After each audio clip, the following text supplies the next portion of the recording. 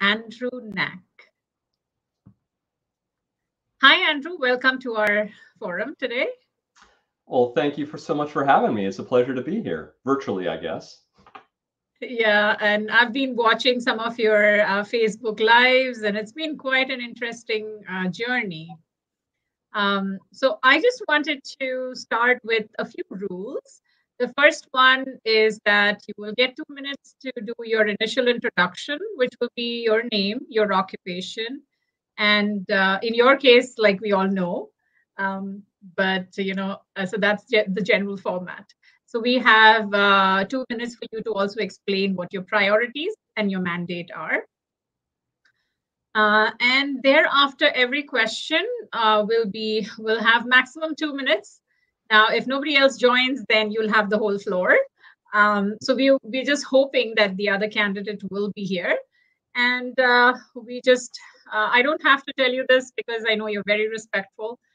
We just want people to be very respectful in their communication and no derogatory comments about any other candidates or any partisan politics. No, like taking names of any federal party or provincial party while you speak, except to talk about negotiations and stuff that you have to do as a council person. So thank you so much for joining us, and that's how we will start. We will have you introduce yourself.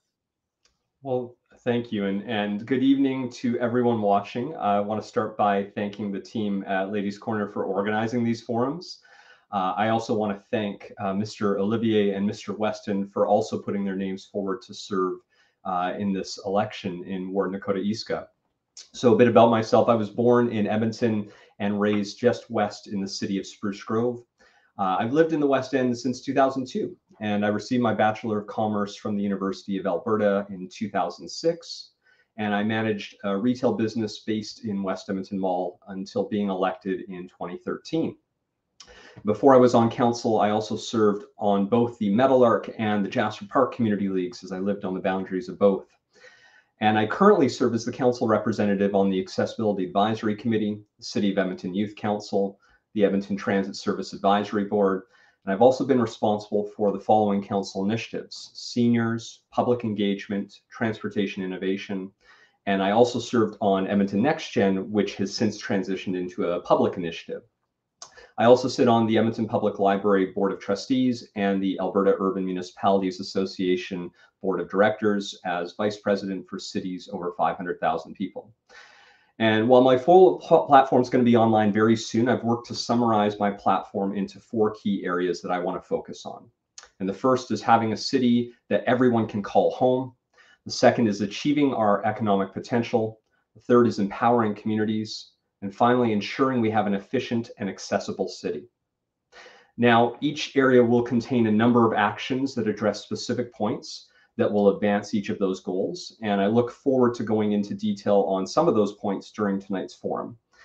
For me, it's been an absolute honor to serve for the last 8 years, and I'm asking for everyone's support to continue serving the people of Ward Nakota Isga and all Edmontonians. Thank you. Thanks so much. That was so succinct. So let me just go ahead with the first question because we don't have your competitor here. Why do you think, Andrew, you are the best candidate for this ward? Well, I believe that over the last 8 years that I've served on council, I have shown through my actions that I both accomplish that I am able to accomplish the things that I've committed to.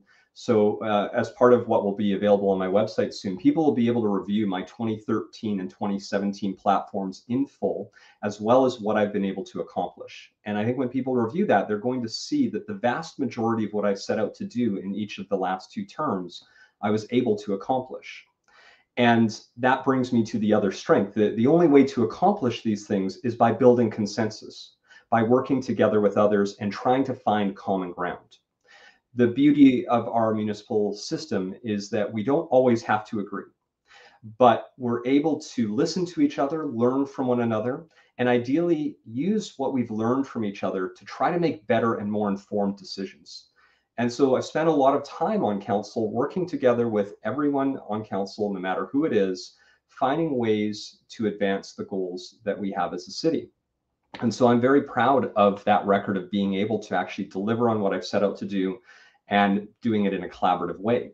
So as I think about the next 4 years, we're going to be going through a significant amount of turnover again on council. And I think there's a need to make sure we have people who have a proven track record of working together with others, actively wanting and seeking those different perspectives to make sure that we can sort of bat away the toxicity of partisanship that can occasionally seep into, well, can often seep into the other orders of government, but is even starting to seep in a little bit into municipal. And so that's something I've been able to do time and time again. And I know that, I was very fortunate back in 2017 to receive, it was close to, well, it's just over 68% of the vote when I was reelected in 2017. And I know that not every one of the people who voted for me last time agreed with everything I did. And yet we took the time to regularly engage one another to make sure that we're learning and understanding and trying to embed those different experiences into the work that we do each and every day. I don't have all the answers. I am not an expert in everything. And so it's so critical to regularly reach out to those who might have different life experiences, different work experiences. And that's how I think we can do a very good job. And that's how I think I've managed to serve over the last 8 years. And I think that type of approach is going to be very necessary over the next 4 years as we come out of this pandemic. So true. Thank you so much. And you've been regularly engaging people on social media. I'm sure there are other platforms that you're using. So maybe you can throw some light on that. Yes. So when I ran a number of different times, I've made commitments around how I want to do public engagement. So last time I ran, I had committed to hosting quarterly, what I call community conversations. And they're essentially good old fashioned town halls. We go out to a community league hall or a community building and talk with residents. I had even 4 years ago, I'd committed to hosting in person or rather virtual community conversations, because not everyone can attend those in-person meetings.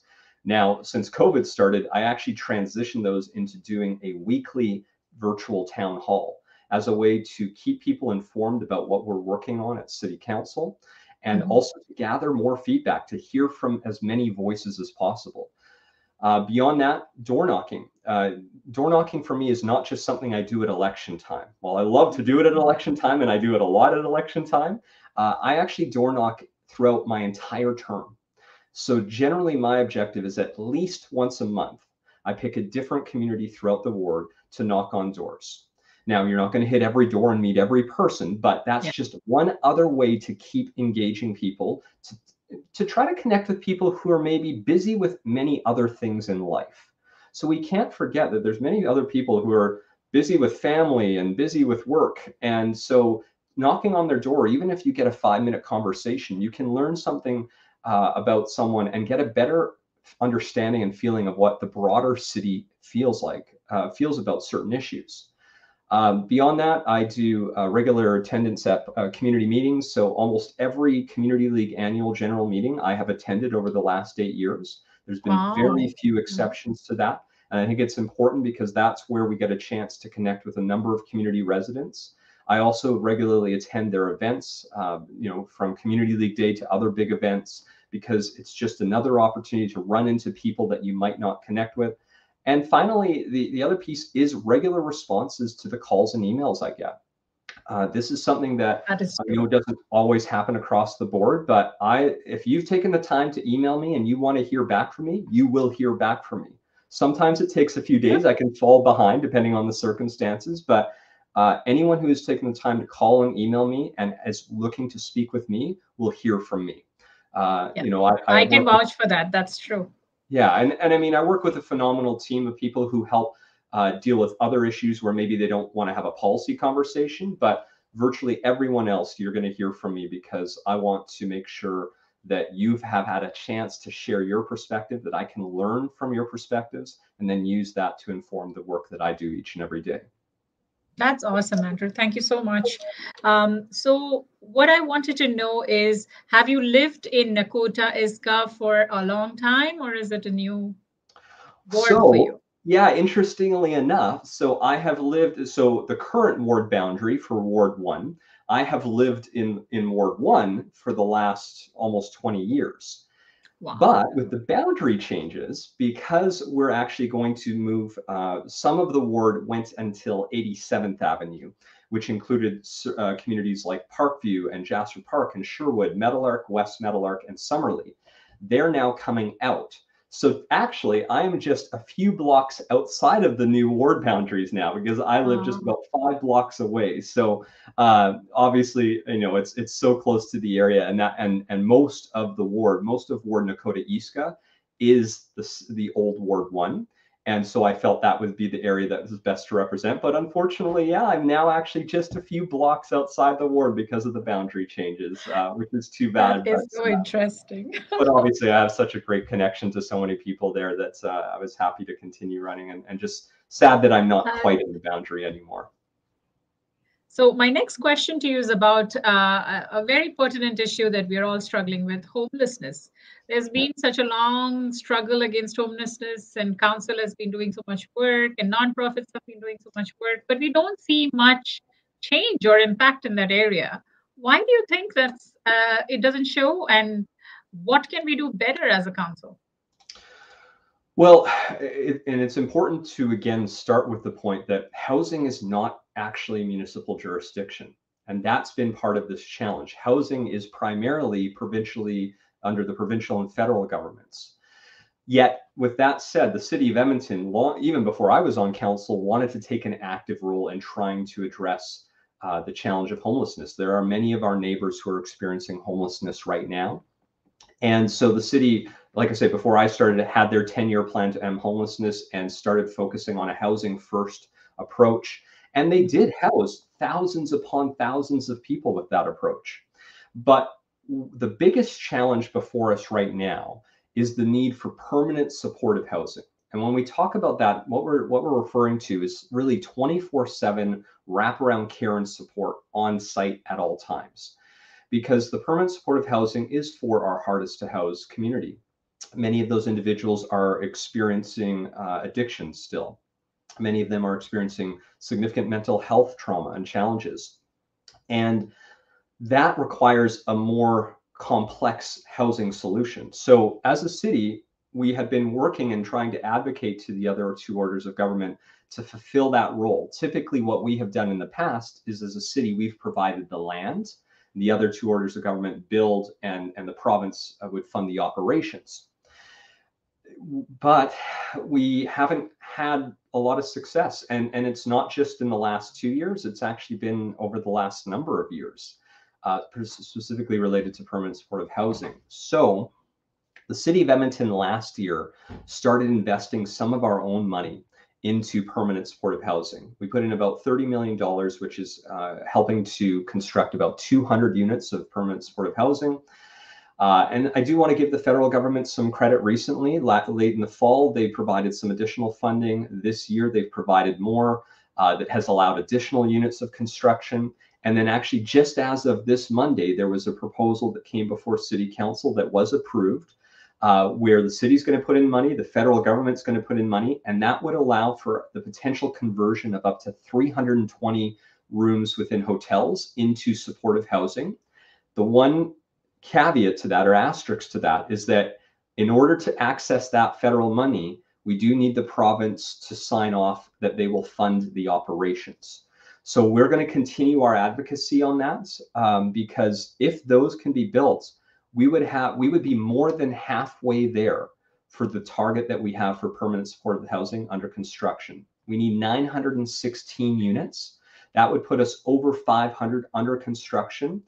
And those would be done in a very short order. So we'd actually be making, so I actually want to say, I think we're making great progress, but it would be ideal to have all three partners actively working together, because from a human perspective, number one, that is the right thing to be doing. Housing is a basic human right. Every person deserves it, no matter what they're going through in their lives. But even setting that aside for a moment, because I hate saying it this way, but we do need to talk about the fact that it is actually the right thing to do financially. We know that supportive housing developments like Ambrose Place have saved the province tens of thousands of dollars per person per year on healthcare costs because people are not in hospital beds in emergency rooms every night. The city of Edmonton saved money on policing because these individuals who might be dealing with significant challenges will sometimes have interactions with police. Some of them who moved into Ambrose Place were interacting with police as many as 200 days per year. And once they moved in to get the right care and support, they were able to start the healing and recovery process. But it takes a very dedicated effort, and it takes the great work of organizations like Niganon Housing, who's doing Ambrose Place, to help us get where we need to go. So I'm cautiously optimistic. And if in the worst case scenario we hit a wall and we find that we're really not getting the support from the province, one thing I've written about in my platform, and it might be a long shot, but it might be worth a try, is going to the province and saying, do you want to turn over jurisdiction of housing to the municipality? Because we know what we're doing. We've been working together with our housing providers. We know how to do this. We've got the land. So maybe give us that jurisdiction, give us your budget, and let us get to work, because we're ready to solve this. Ending homelessness does not have to be a 10 or a 15 or 20-year thing. This can be done within 5 years if we really wanted to. But we need all partners. And if there's not willing partners, let us take over, because we're willing and ready. Wow, that is totally a different approach. I've never heard any of the councillors say that. So that's interesting. Thank you for that. The question I have is the other thing that really is very bothersome is that we have had a rise in the opioid crisis since COVID, and so many deaths have happened, and it's just not, it's very sad to see this continue, and like not enough being done to save people. So how can is this a city jurisdiction, or does it fall somewhere else? Again, one of these challenges that more so it does fall to the provincial government, but we again have been trying to take an active role because we know how impactful this is throughout the entire city. So some of the things we're trying to do and is really just build that awareness and work together with communities to help recognize that the opioid crisis isn't a downtown problem. It is a citywide challenge that exists. It is happening in every community across the city of Edmonton. How you solve it is very complex, because in the core, we did have some safe consumption sites that have been set up. And again, they were, while the city had written a letter of support, we didn't really have much of a say in that. That was both a federal government decision in allowing them to exist, and then a provincial government decision from a healthcare perspective. And we've actually seen over the past year, the province close some of those sites, which I think is a really short-sighted decision that is going to cost people lives. It's going to cost lives of our neighbors. And so I think we need to refocus our efforts in the core on that, and at the same time throughout the rest of the city, because it's not necessarily happening on our streets in other parts of the city. It might be happening in our homes. It might be happening in other locations. And so, I give an example. I want to give a shout out to some community leagues. I think about, I was at an event of I don't know if I can name, I'll name a community league if I'm allowed to name them.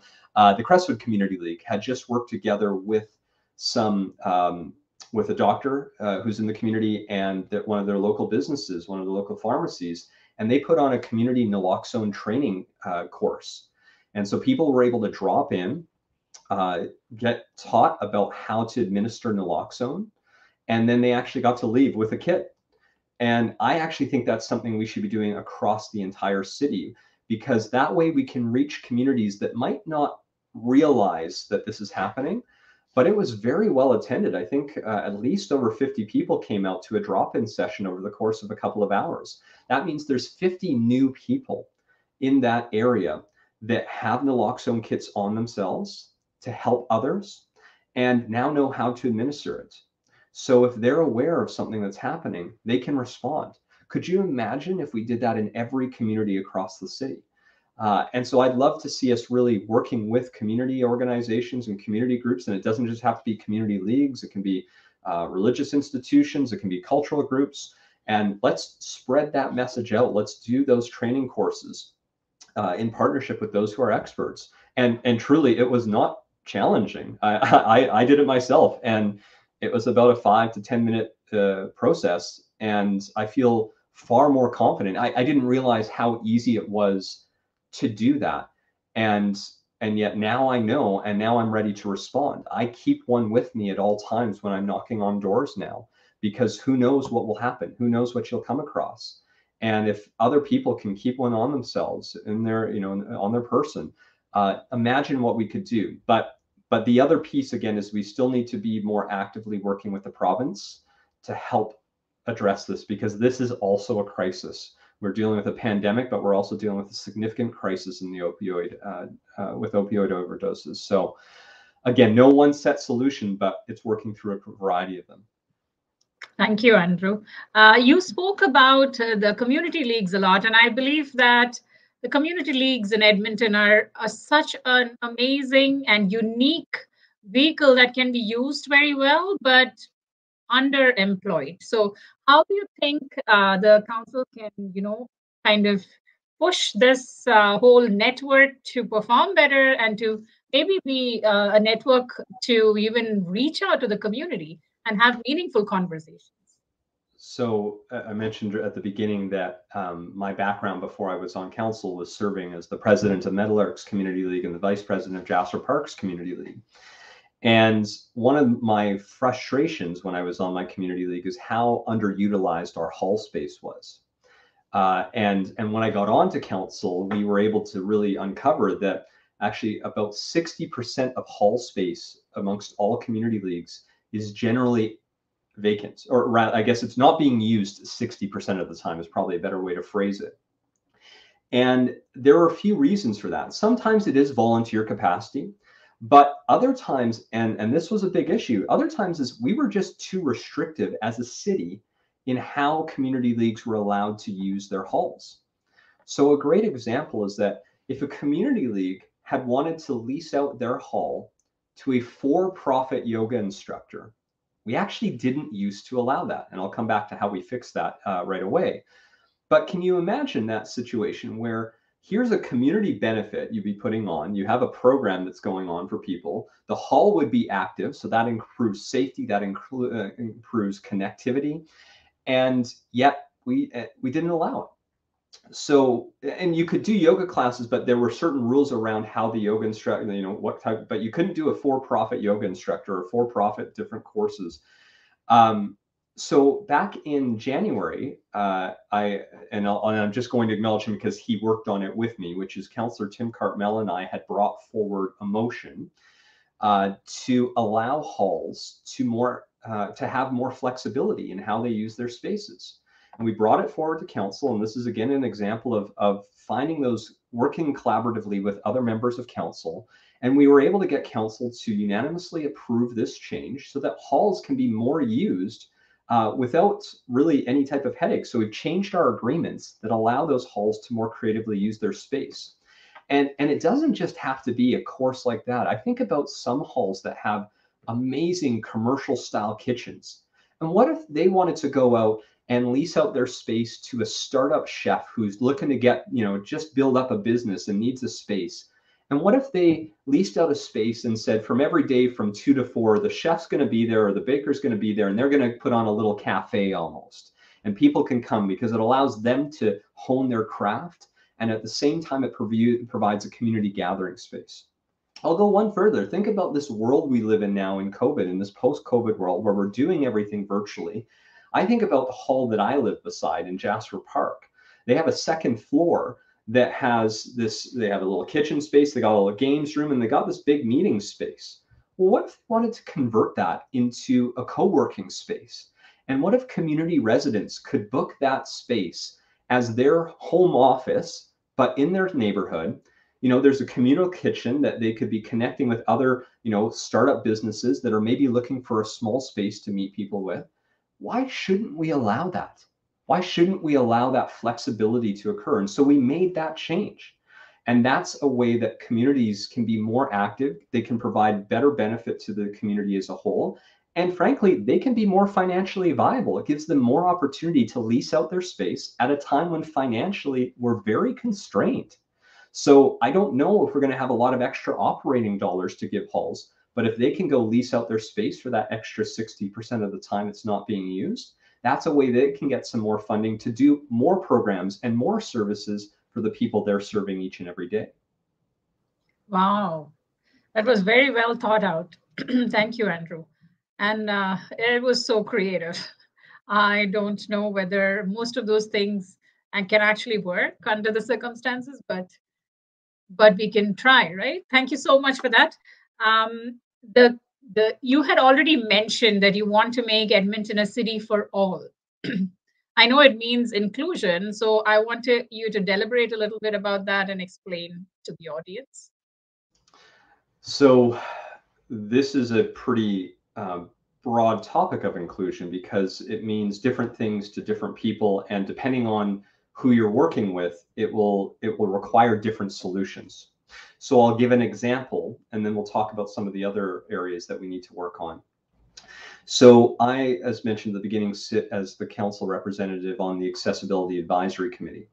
And we are very fortunate to have many of these different advisory committees who do just phenomenal work. These are volunteers who contribute so much of their time to help make their city better.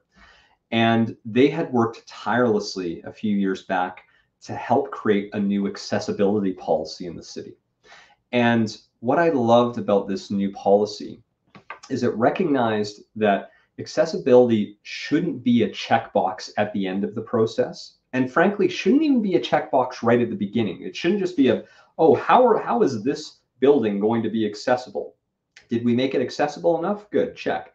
How is this service we're going to offer accessible to others? Oh, did we do it properly? Good, check.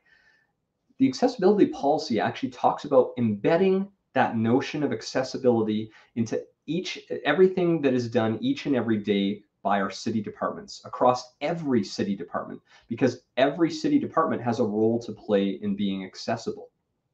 And now this policy was approved. So it's one step to have a policy, and it's words on a piece of paper, and that's important. But then the next piece to that puzzle was actually having every branch in the city of Edmonton create an accessibility action plan that talks about how they're embedding accessibility into everything they do. So that's an example of inclusion that's dealing with one particular area. But we've got many other areas that we need to work on. We have to continue to work on the calls to action for the Indigenous communities in Edmonton.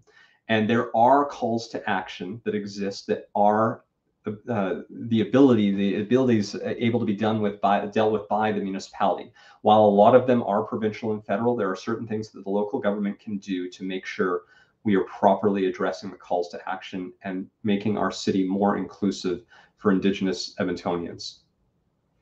Yeah. Then you think about other organizations, or not other organizations. We have groups that have been doing great work, but I think about just more generally people of color in our city, and how not everyone feels safe and welcome.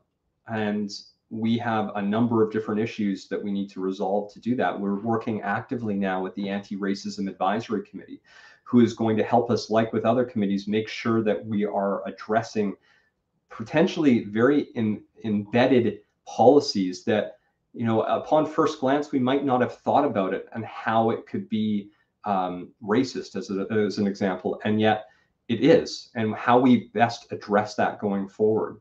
I think about when it comes to safety more broadly, people are having different experiences with what safety means. And, you know, we had a lot of conversations about policing and how people feel safe and how everyone feels safe in our city. And there was a group that came together, a community safety and well-being task force that came forward with a series of recommendations on how to reform our policing system, but also more broadly, how we address community safety as a city. And there were some great recommendations there, and they are underway on how we can make the city more inclusive. So I wish there was sort of one, this is the one thing you need to do to make this city more inclusive, but it's not. There's so many different things we need to be working on, many different individuals and groups that we need to be working with to make sure that we haven't missed out on that. And we need to be thinking about this with this, we talk about a GBA plus or a gender-based analysis plus lens. Every policy that comes forward, every decision that comes forward to council needs to be put through that lens, needs to be put through an intersectional lens, because my lived experience is very different than other people's lived experiences in the city. And I'm going to do my best to make sure I've heard all of those perspectives, but to make sure that we're doing this and thinking about it. Every decision is how we make our city more inclusive. Perfect. Thank you, Andrew. So I'm glad to hear that the Anti-Racism Advisory Council is actually getting its wheels in motion, and that is awesome. And I'm sure that you are pushing that. That is great. I have a very unique question for you, because you're the only incumbent candidate who actually appeared on our forum. So I just have this question that over the last few years, we've seen a lot of inside politics that is not very pleasant to the citizens of Edmonton. And so we do not appreciate that, whether it's on Twitter, whether it's it's not the flavor of our politics, and we don't want to be maligned for that. So I'm wondering, what are the ways in which you have worked to mitigate that, and how can it oh, I'm sorry. I think 3 candidates did appear, so I did miss that. Well, this one is not to put you on the spot, but I think you have a valid answer to this, and I just want to get that out so that all councillors are listening, and the new ones who are probably getting in will hear this. Well, thank you. Yeah, and I do think that overall, as a municipal government, we do a much better job of trying to avoid that toxicity, that partisanship that can really bring politics into a place that I don't think people feel excited about, and that actually almost pushes them away from wanting to be engaged. But we have had some tough times over the last year and a half. The last year and a half has not been the same as my first 6.5 years on council. There have been more,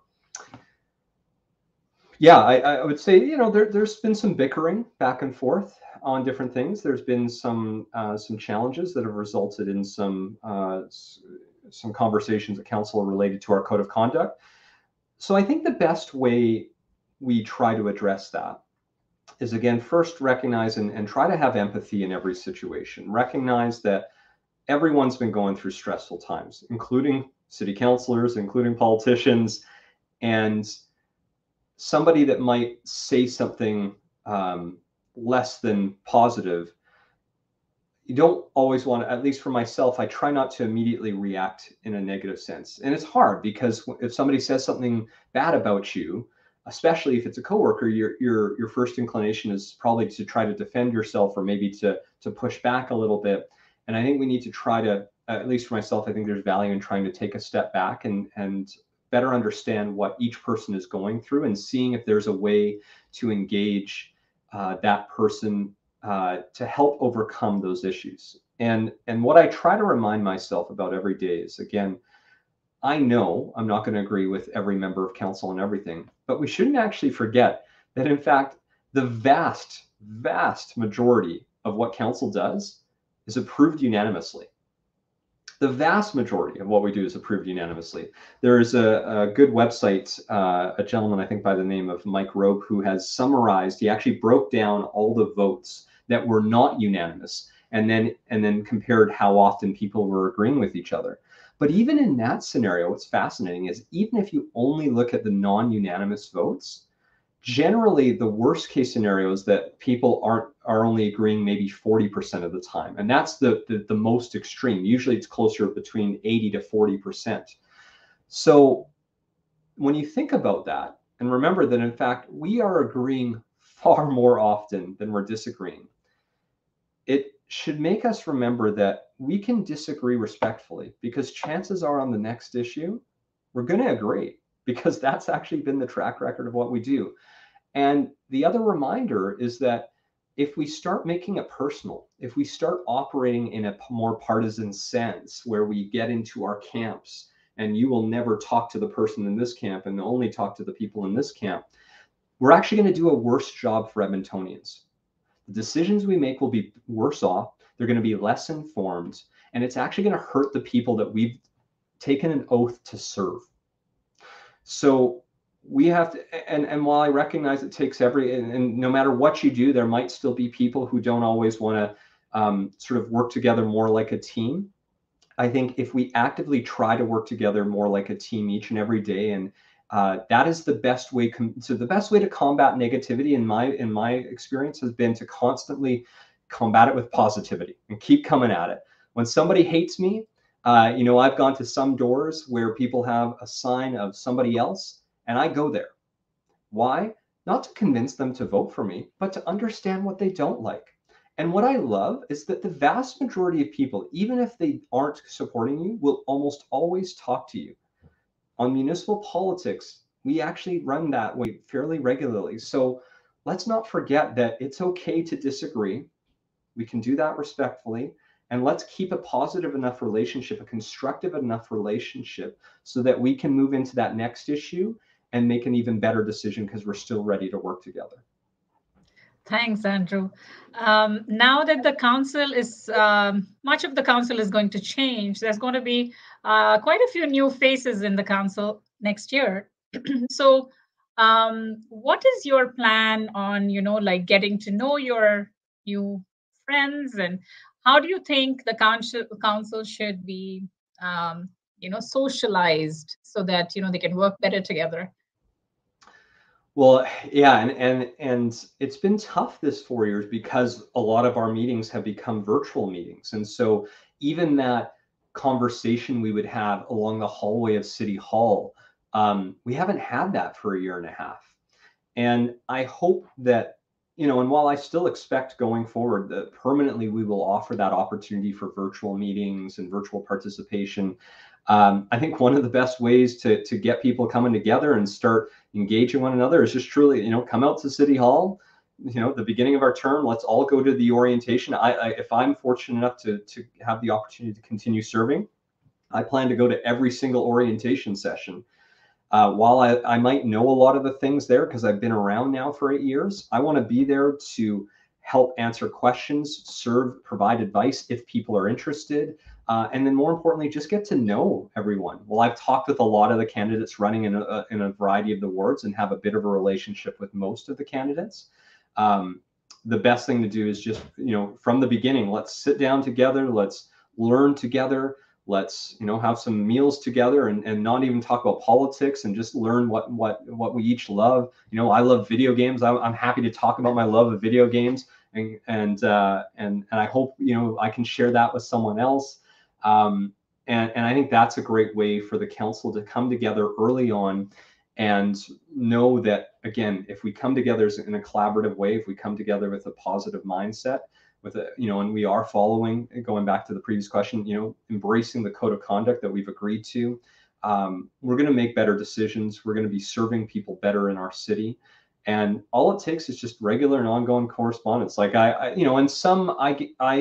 I'm closer with some members of council than others, and that's okay. Like, some I'll call from time to time, and others we chat more when we're at City Hall, and that's our main time of doing it.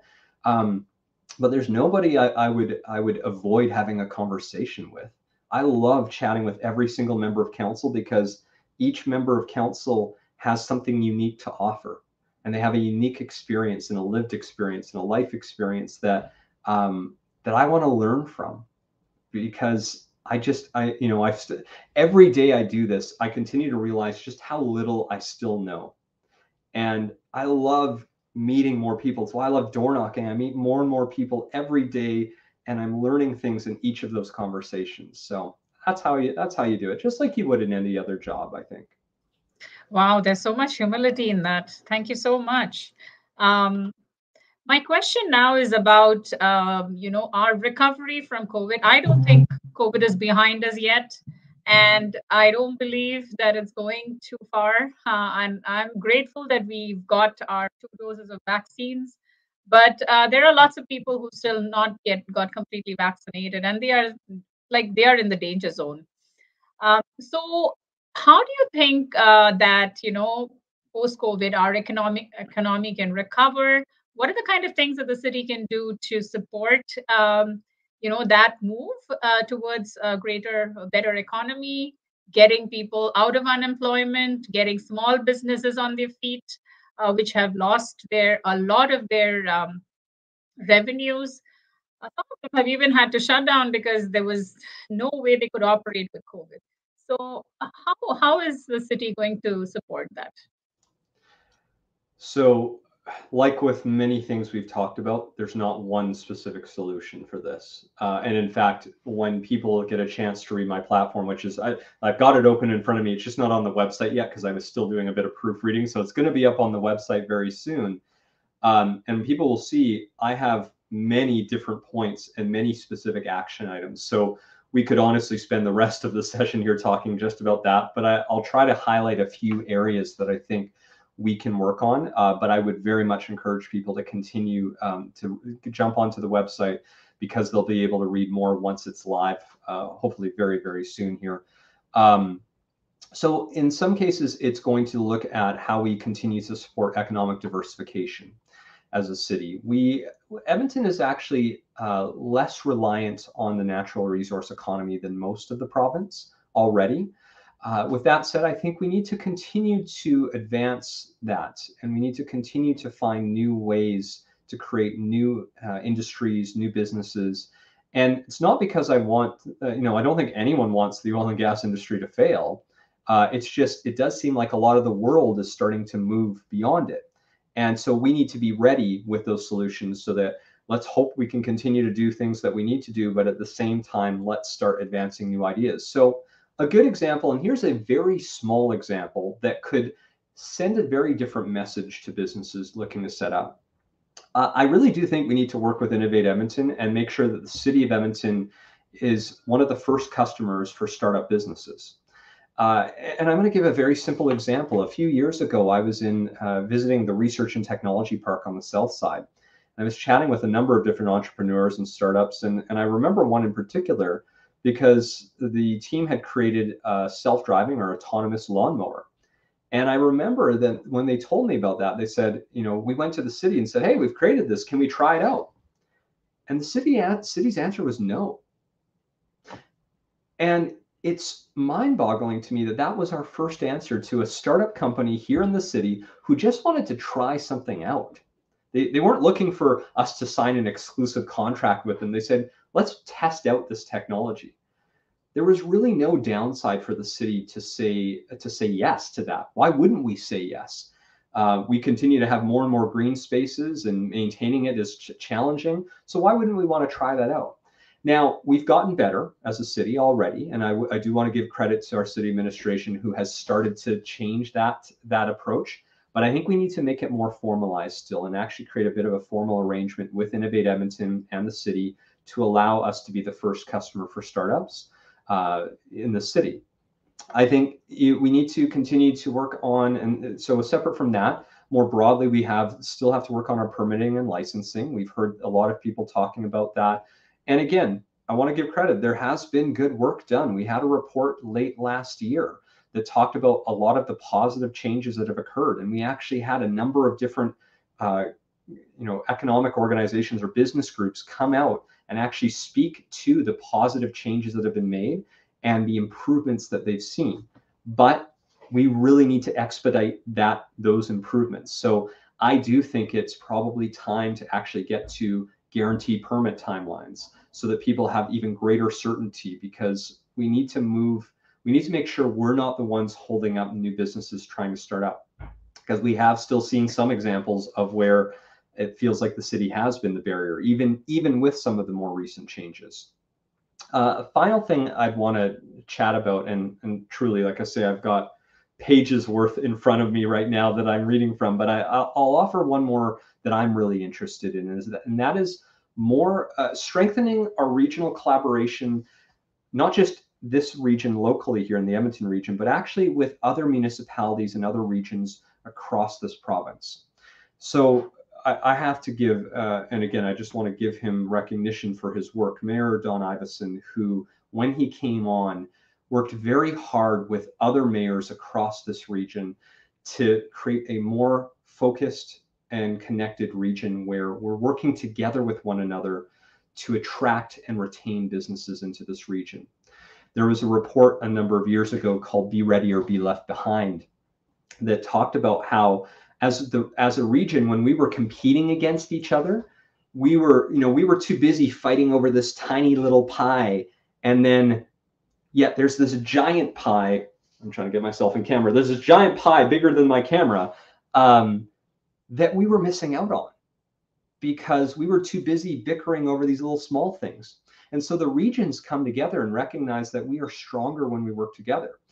But I want to take that a step further because I mentioned that I also serve as the City Council representative, as the Vice President of cities over 500,000 on the AUMA, or the Alberta Urban Municipality Association. So I started with them 2 years ago. And what I found really interesting on day one is that AUMA actually didn't have a dedicated economic development group. So here's an organization that represents hundreds of municipalities across this province. It wasn't actually, they have a lot of other great things they were working on. They work on environment and municipal governance and safe and healthy communities. They even had an infrastructure and energy committee. So, they had energy, but they didn't have anything more broad than that. And so I came on and said, can we start to change this? So we actually first started a small task force, an economic resiliency and recovery task force that included the Alberta Chamber of Commerce and other local economic development agencies. And we worked together on a plan of how municipalities across this province can be more collaborative and then compete together more globally as a province. And now, because of this task force's work, its economic development is going to be a permanent part of AUMA's ongoing work, which I think is going to be critical to helping set up the province for long-term economic success, which will in turn help all of our municipalities. And what that looks like is recognizing that we each have strengths. And sometimes we need to be willing to also acknowledge where our weaknesses are. Our strengths in the city of Edmonton are post-secondary institutions. I would put our post-secondary institutions against any other in Canada and probably North America. And it's not just each one specifically, it's the fact that each one that we have, whether it's U of A, MacEwan, NAIT, Norquest, Concordia, King's University, even in Yellowhead Tribal College, each one has their own specialty, and they're putting out different types of talent that no other city is putting out. There are some cities that have one really good institution that's putting out great talent, but nothing like what we have across the board. So let's take advantage of that strength. At the same time, we still struggle with direct flights, and Calgary gets a lot more direct flights than we do. So can we go work with them and maybe come together and work to try to attract flights to both of our cities? Maybe there's a airline that doesn't want to set up in either Calgary or Edmonton, and they're thinking, well, maybe we'll go to Vancouver first. Would we be stronger if we came together and said, hey, you come to Edmonton and Calgary, you give us 3 days a week each, and do we benefit more broadly as a province if we're working together on that? And that might not be the perfect solution, but it's just an example of what we should consider. At the same time, Calgary does a very good job with foreign direct investment. So if we're creating the talent, we also have a much better entrepreneurial environment in the city of Edmonton, I would argue, even with some of the challenges I just mentioned. So if we're putting out talent, we've got great entrepreneurs, but Calgary can get a bit more foreign direct investment. Again, how might we work more collaboratively on that? And we've seen some of that work through Platform Calgary and the former Innovate Edmonton, and I know that work is continuing under the new Innovate Edmonton. So those are some of the things that I think we need to be doing as we come out and try to recover from COVID economically. But truly, this is one that, like I say, I think I've already talked for a number of minutes on this one alone. I'll let others go and read my platform when it comes out, and you can see each and every one of my ideas on economic development. So we're kind of 10 minutes off from, closing this forum. So I'm going to quickly ask you about climate change initiatives. We've been a province that has been pushing the oil and gas sector. So we've been infamous for, not doing all we can for climate change. So how can we change that equation, make it more like we are the champions? So I think for us, what I would really talk about is our updated. So we've developed as a city our energy transition, community energy transition and climate change strategy and action plan. And we had originally developed it back a few years ago. And at the time, that first one had actually been approved unanimously by council. And a few years later, we realized that we have to do more work in this area. And if we want to hit the 1.5 degree target that we're often talking about now. And so we actually worked on, and again, give great credit to our city administration, who took the time to develop this action plan. And what was quite encouraging when this came forward is that recognition that we have a lot of work to do if we're going to do proper adaptation. But the whole work plan is there. So we don't have to come up with a whole bunch of solutions because the work is there. If anyone goes to read through this action plan, we know exactly what we need to be doing as a city. Now, the question is, are we going to follow through? Because it does cost money to address climate change. But I would argue it will cost us far more money if we don't deal with it than if we do.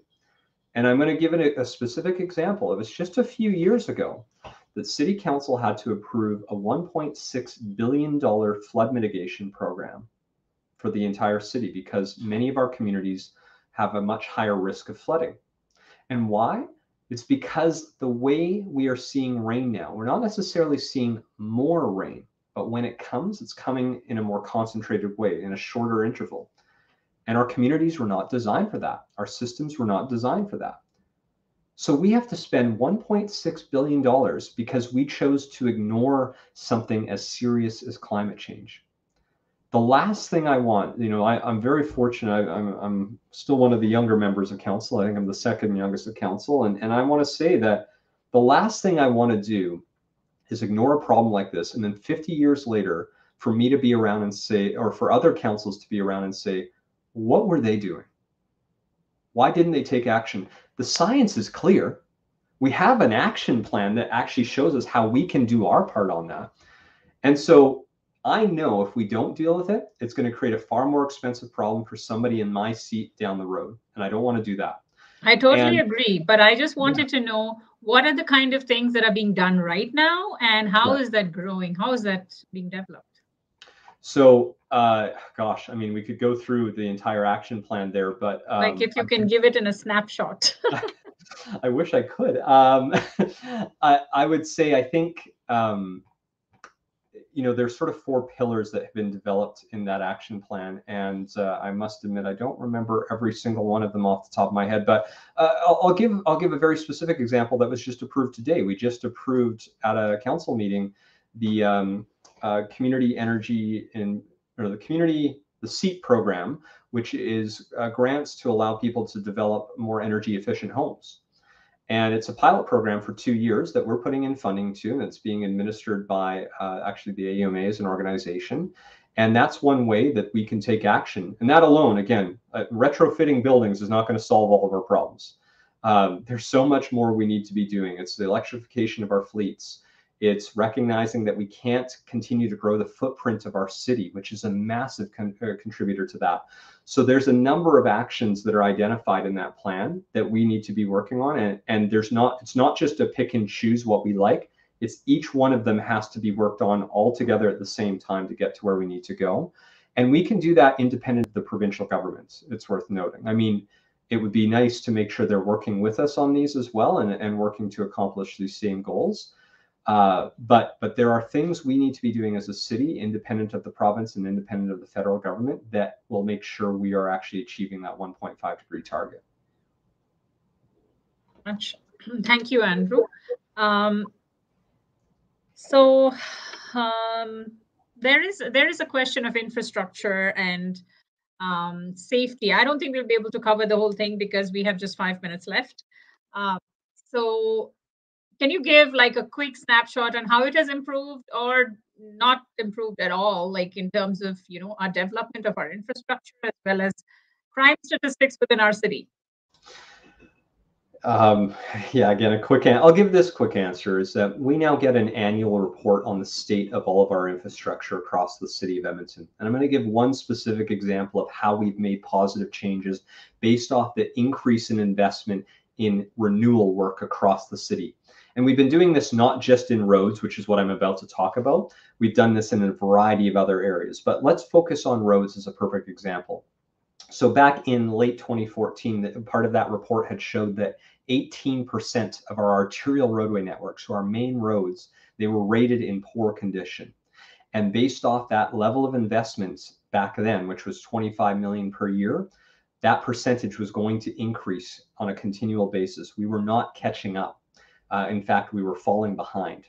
So the council, that was part of when I was on my first term on council, we made a decision to permanently increase the arterial roadway program from 25 million per year to 55 million per year. So we more than doubled it.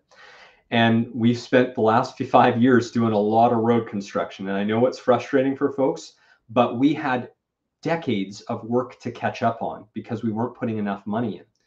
And now that the money's in there, and now that we've been doing that work, the last report that came out late last year showed that now instead of 18% of our arterial roads in poor condition, it's down to 10% of our roads in poor condition. So that is one small example of all, and we're doing that in virtually every infrastructure category to make sure that we are catching up on the work that was been neglected. The renewal work is critical, while we also have to continue to serve many of the new areas and provide services and benefits there. That can't be at the expense of the renewal work that we have to do across the city. So that annual report allows us to keep close watch on every single category. And if we're not investing the right amount, well, because we get this report annually now, we can make changes. Council can choose to invest more. But I'm actually very pleased with how we've managed to change things and how we've helped turn things around when it comes to infrastructure maintenance. And again, it's not just roads, it's utility infrastructure. We're investing tons in deep sewer work, but I'll leave it there. Yeah, that's important, like you said, when the rain is just so concentrated. We have about 2 minutes left. Would you be able to give me some just, you know, a mention about how the crime rates have improved or gone down or worsened? So there has been some talk about that, and we've seen a few different candidates talk about crime rate in the city. And what we know is that actually over the last year or so, overall calls for service have in fact gone down. Now, the crime severity index, depending on where you are, has gone up marginally, but not significantly. You know, there was, I think, some suggestions that you know, one particular area, you know, I heard some conversations around downtown being this really bad area. But in fact, if you go look at the crime severity index and compare it to every other zone in the city, it was actually the lowest of every other area across the city of Edmonton. Again, we are, I think, overall still a very safe city, but the pandemic has put pressures. We have seen crime go up in certain areas. I've been hearing a wide range of things from different communities, and there are certain communities where there is a noticeable change in crime that has increased, and it requires dedicated work and effort on that. And some of these communities, to their credit, they're stepping up as well and working on a neighborhood watch team that they can be involved with and working more closely with police. So we need to make sure that they're supported and police are supported to do the work they need to do. At the same time, we need to make sure that police aren't having to respond to disorder calls that maybe where crimes aren't occurring, so that they can focus on the criminal behavior and we can focus on supporting those who sometimes will interact with police but maybe aren't breaking the law. So I think the pandemic has made it worse. While calls for service are down, we've seen property crimes go up, and that might be due to the economy and due to a variety of factors. And so it's you know, I don't want to say we're in great shape as a city. We've got work to do, but we're also still overall, I would say Edmonton is still a very safe city where we need to continue to support one another and work in the communities where there are particular challenges. All good conversations have to come to an end, sadly, and I'm really sorry that our time is up and we have to end this conversation. I would have surely loved to hear more from you. Thanks, Andrew, for your time and for sharing this, this clarity on what is happening within the city and how you see it for the next few years. Well, it's my Thank you pleasure. so much, and may the best candidate win on October 18th. Thank you.